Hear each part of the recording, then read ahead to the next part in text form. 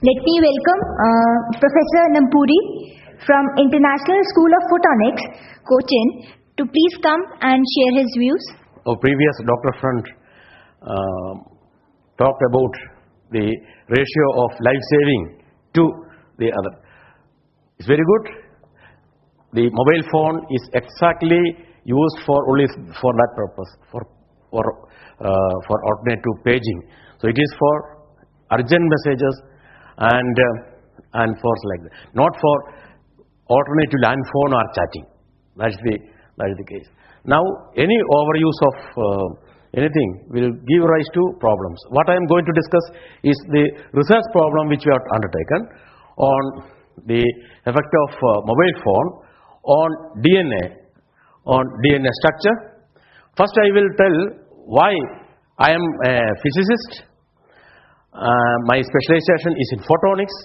I work on materials which are useful for communication purpose.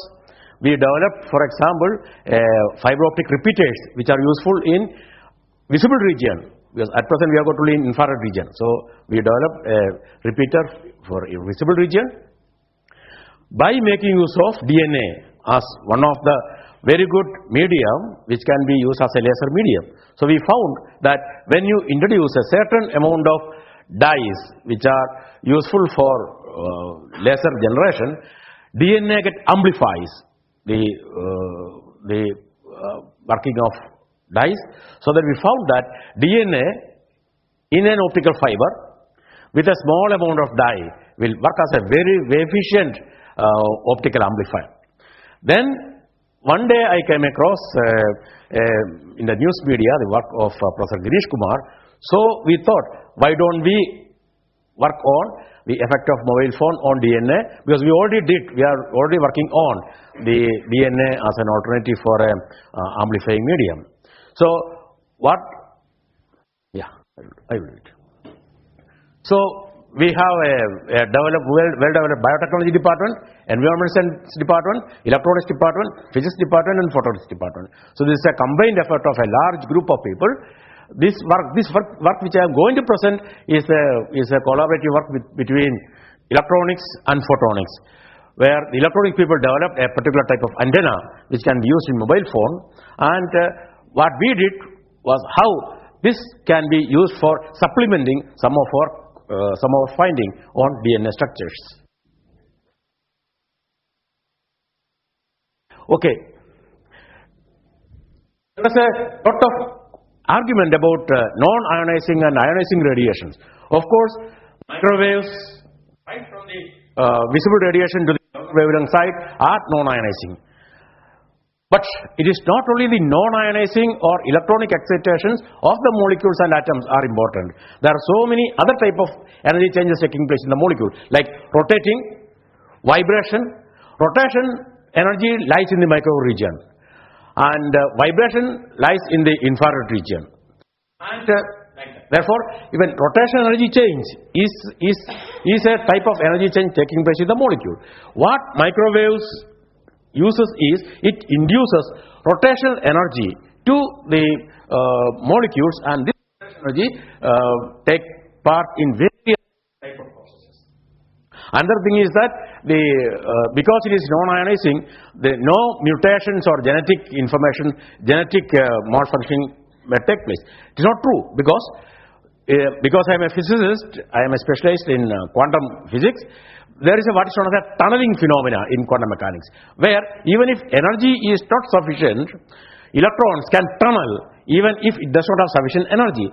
When microwave is induced into these heavy molecules, then the tunneling coefficient becomes more and more for electrons. Therefore, from one base, electron from the one base can tunnel to the other base in presence of electromagnetic radiation, so that genetic code may get alternate, and that in the long term will become mutations. Okay, now essentially, as we know, the DNA, because of its structure, it forms certain grooves on its surface. They are known as larger grooves and minor grooves. When you attach certain molecule, dye molecule for example, they will attach these minor and larger grooves of the DNA molecules. The experiment which we did was, what happens to this DNA when introduced by certain dyes. We found that this dye will go to these grooves, and there is one particular nature for the dye. When the concentration of the dye increases, they will get aggregated. So when you excite this molecule with some laser radiation, because of the aggregation, their efficiency of fluorescence decreases because of the aggregation. So we want to reduce the probability of aggregation. So what we did, in presence of DNA, all this goes to the grooves. So the aggregation reduces. Because of the reduction in the aggregation, the fluorescence efficiency gets enhanced, and hence it becomes a very good efficient laser medium. So what we found is that the enhancement in radiation comes because DNA absorbs radiation, and this energy is transferred to the dye molecule, and then dye molecule. Therefore, if there is a result of enhancement of fluorescence in presence of DNA, that is a mark of whatever energy absorbed by DNA is going to the dye molecule and get it absorbed, and nothing happens to DNA. So, and therefore, what we did in this experiment to confirm that we did this technique of whether there is a energy between DNA molecule and the energy absorbed by DNA is used for something else. This paper was published in Laser Methods in Chemistry, Biology and Medicine. It's a laser physics. It just got an impact factor of 8. So this has lot of reference to this paper is there. So to show that the radiation, the electromagnetic, the mobile radiation affects the DNA, is that first we studied the UV absorption, ultraviolet radiation, efficiency of ultraviolet absorption radiation of DNA at 260 nanometer. For ultraviolet radiation uses the DNA to unwind. So in presence of mobile radiation, you see that in presence of mobile radiation, the enhancement of absorption in the ultraviolet radiation. And it is a thumb rule that 260 nanometer radiation is used for the DNA to unwind. So we found that somehow the micro radiation accelerates the unwinding of the mobile radiation. Now, how do we know that it has unwound?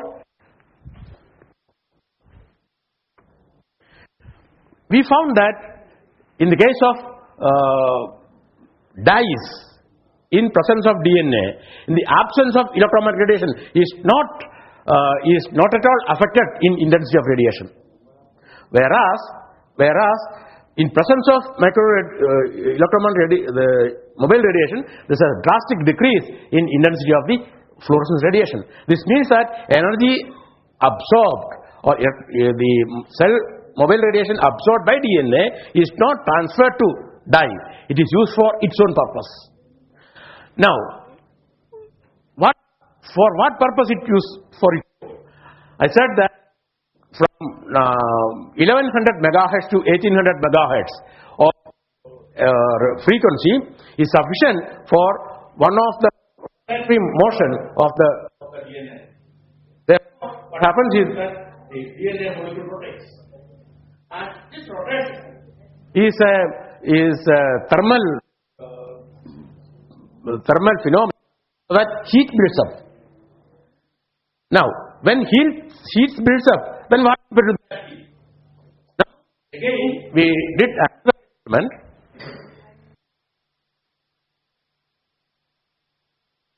Okay, this is a slide which has been shown, that this is one of the pictures is showing that the propagation of heat in the head in presence of mobile radiation. I don't worry about whether the heat generation is because of the mobile